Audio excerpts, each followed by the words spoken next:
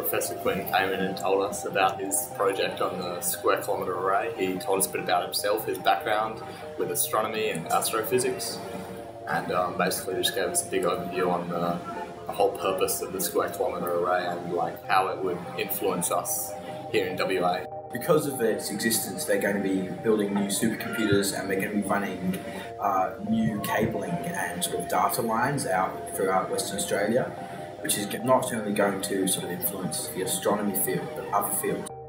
I found it really interesting how they've got these systems set up where people who don't even work at UWA can come in and use these telescopes, so it's very much sort of open to the community for people to sort of sign up for it. And also, I found it really interesting how, you know, these amazing photos aren't taken with a really big telescope. It's a small telescope and a sort of modern camera. I was really sort of wowed by the technology that they're using. It certainly wasn't what I expected.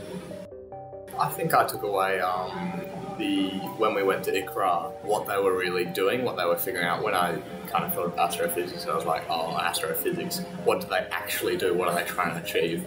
It all seems pretty useless, but I guess I kind of learned what they're doing and how kind of interesting and useful it actually can be to our day-to-day lives and what it can kind of influence.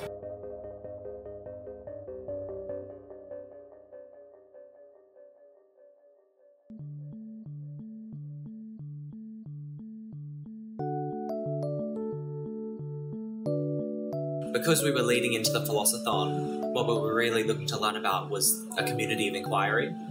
So we weren't learning about how you strike someone down in an argument or how to even argue. It's about how you communicate within a group, contribute to a discussion, and sort of bring out new ideas in the group.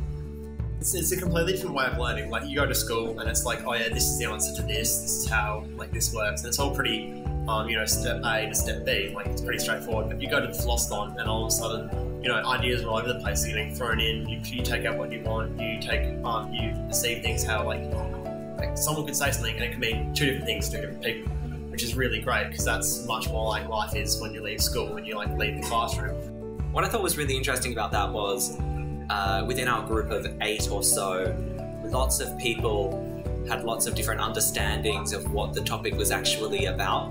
There was actually a lot of groundwork just to lay out, to try and explain it to everyone.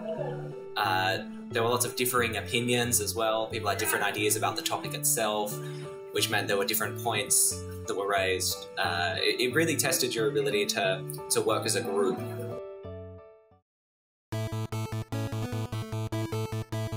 So with the augmented reality, we had GPS coordinates around the school. So you went onto a satellite version, sort of satellite map of the school, and you pinned each coordinate on.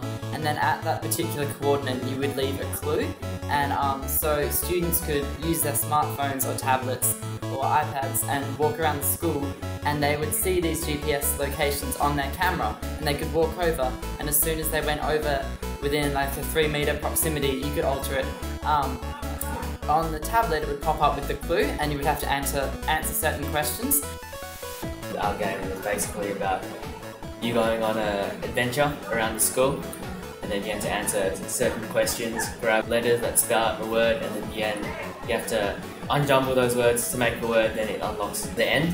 The theme was about Chuck Norris, which was pretty cool, and there was a lot of Chuck Norris references because we could really, it was our own game and we could just make whatever we wanted it to be, and it was really fun that way.